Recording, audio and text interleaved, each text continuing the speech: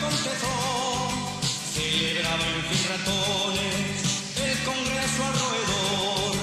En ti parodia y parodia comieron todos los sablanes. Acabaron espanoles y arramblaron los manzanes. Mayo pa'l demonio, ay quisiera se armó. Cuando lo tuve allá en la pañera entró.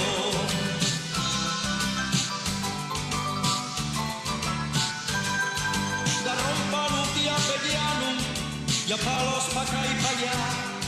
Lloraba más que lloraba, prove del que enganchara.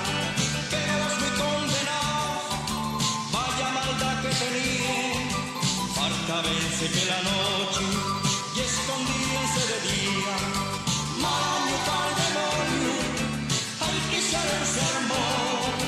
Cuando lo tuve allá en la panera entró.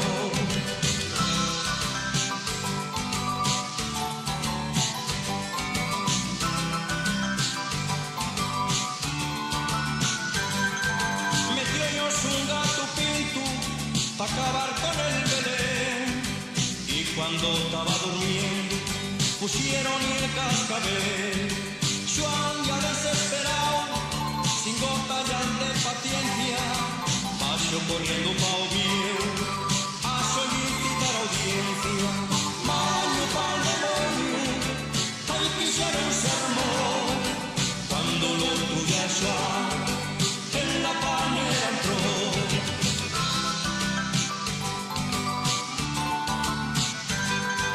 Pasaron como 8 días de picar puerta por puerta. Hicieron mirar a Doña y es solución correcta. Mangola muy satisfecho en meta de la panera, con bastante tocín y chorizo primera. Maño pa'l demonio, ay que se armó.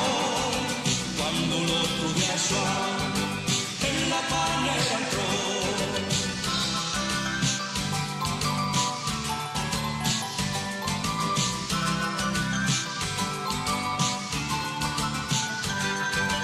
Pero los ratoninos con mucha filosofía comían estalladas y ninguno caía.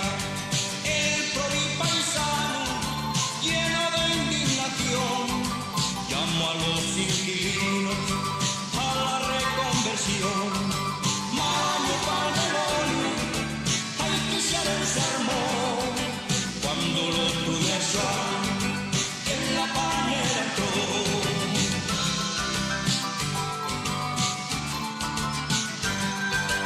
Y era la risión del pueblo y era motivo vergüenza que hirieran a los ratones una tan buena panera.